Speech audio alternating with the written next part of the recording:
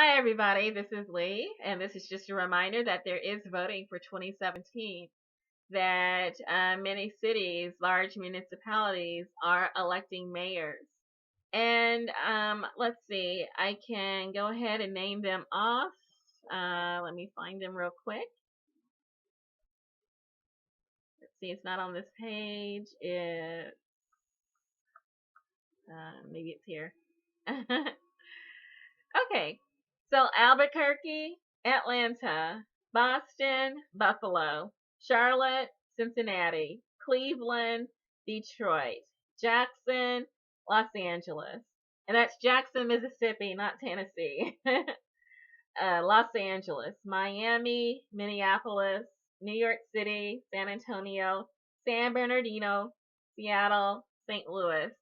These are some or most of the large cities that will be electing mayors or voting for mayors in 2017.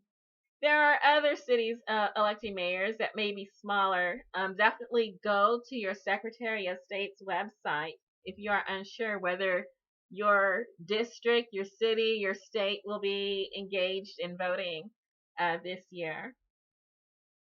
Definitely New Jersey and Virginia have down ballot voting. They'll be voting for a governor and then also state legislatures and several other down ballot positions. Again, if you are in New Jersey or Virginia, definitely go to your Secretary of State's website and check on many things. The voter ID requirements, the registration requirements if you're not already registered, the time, the date, the place, the location of your polling place, everything that you can think of to make sure that you are not suppressed.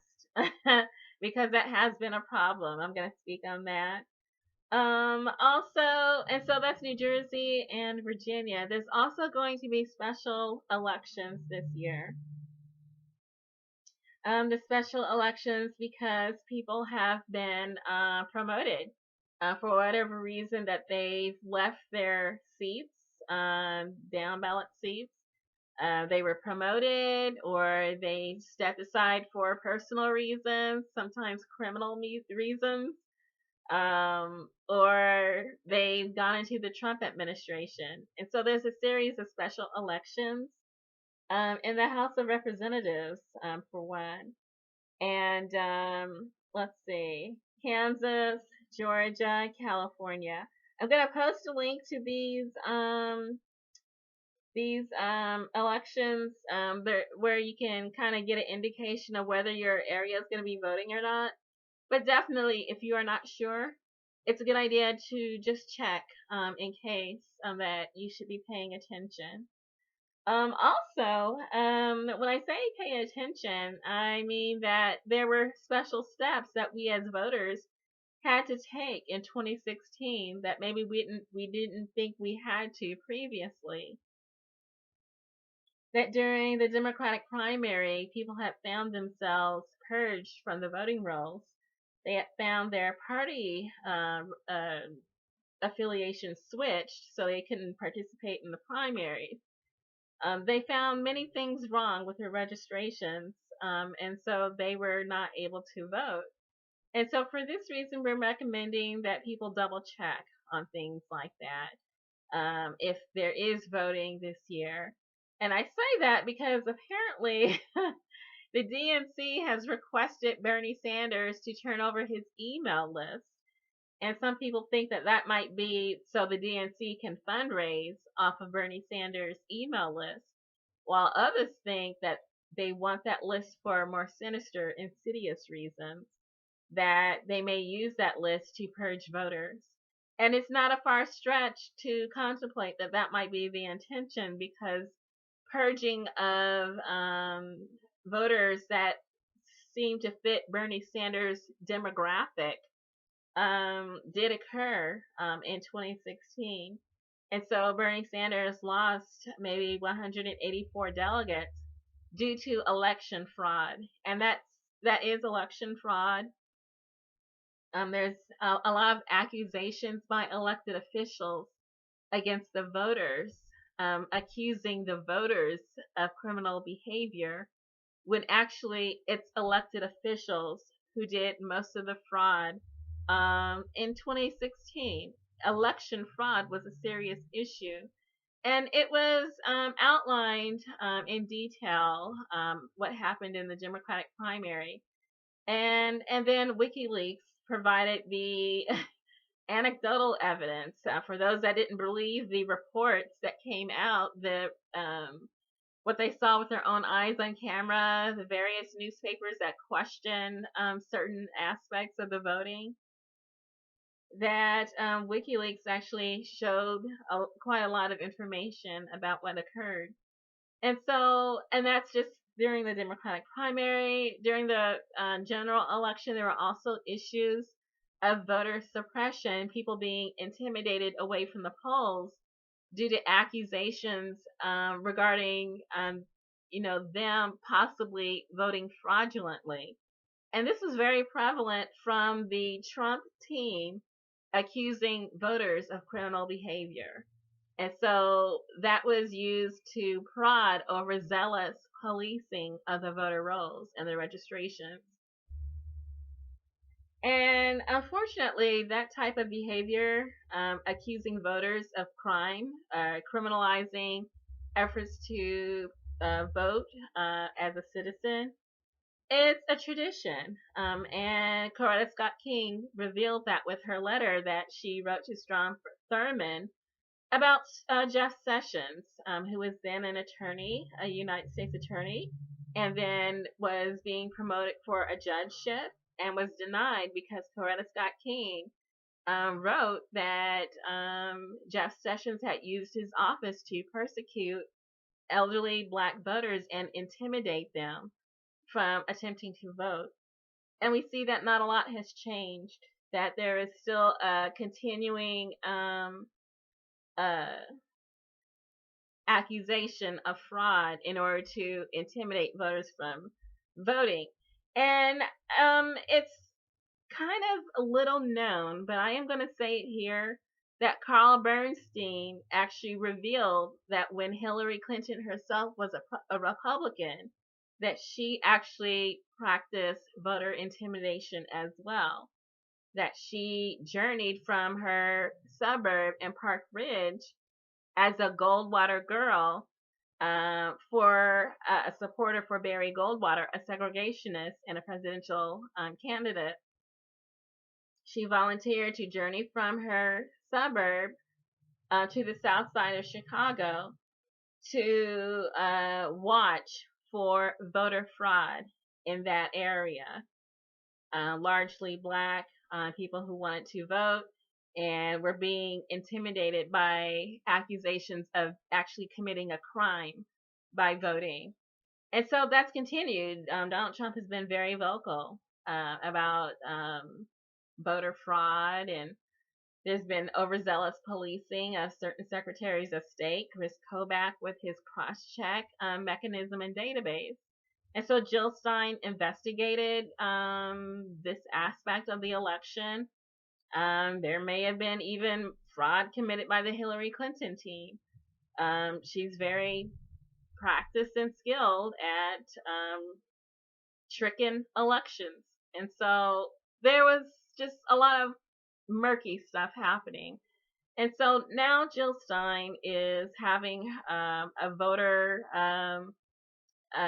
reform conference in Philadelphia for very good reasons. It's coming up, I think it's February 25th. I'll try to have it linked in the description. The reason being that many very bad things happened last year that she wants to reveal and to share in anticipation of the voting that's going to be occurring in 2017. That people are very wide awake and watchful about what's happening in the voting system, and that there are serious issues to the point that the two major parties are losing membership. The corruption has been revealed. We may not know everything yet. There may be still more to come out, and maybe we'll learn more at Jill Stein's conference. And it's necessary that it's in Philadelphia because that was a site of voting where there was no accountability. Philadelphia fought very hard against opening up its system for scrutiny. that there is no way to check the machines, check the voting, verify the vote, audit the vote, recount the vote. There was nothing. There was no kind of paper trail or anything. And so Philadelphia, that area, will be voting again. The 197th district, there is a seat, a special election, because an official had to step aside for corruption. And so the voting has to be verified. It has to be scrutinized, and it has to be open to recount and to public accountability. And so this is what's happening. People are very eyes on this year, certainly for the midterm elections in 2018, that this voting system has to be fixed. Preferably with paper balloting, exit polling, and then also hand counting of the ballots, which is a gold standard. I mean, it works in certain states like Oregon, Washington, Colorado, where there's paper balloting. You rarely hear of any discrepancies with the votes.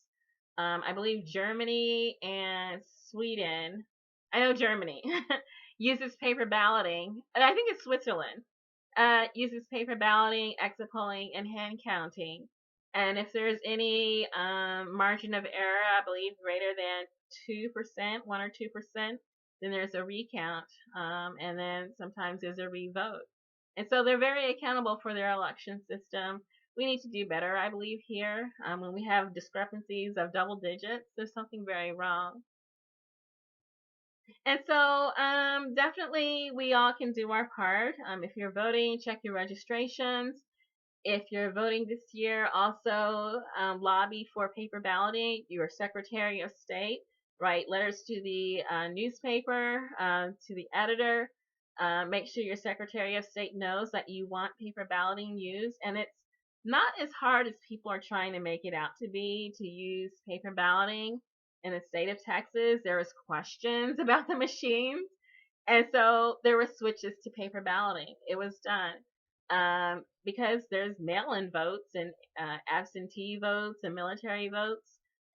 So it's not, above any skill grade or anything like that. It can be done. People try to make things harder than they actually are.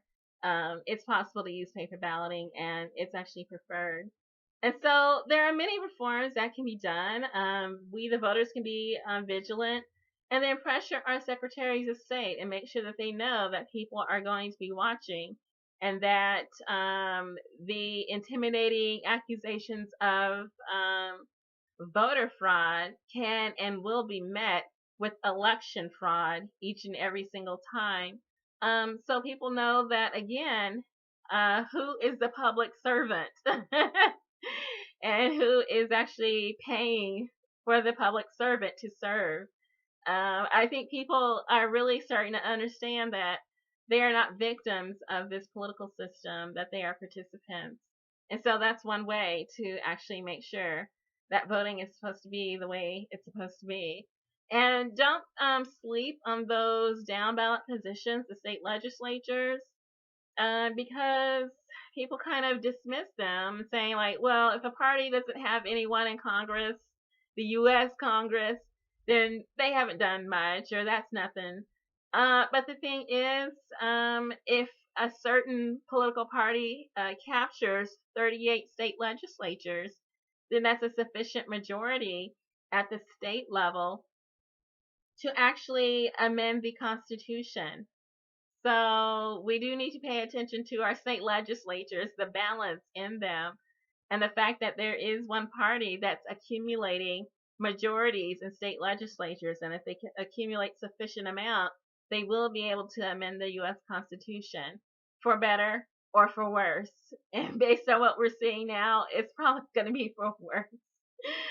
So definitely we need to pay attention to what's happening down ballot, specifically Virginia, New Jersey, those elections, and then also the elections, the special elections, and then those are underway for 2018. So good luck, everyone. If you're running for office, good luck to you. Hopefully you're progressive and you can make your state and then the rest of the United States a better place. Good luck.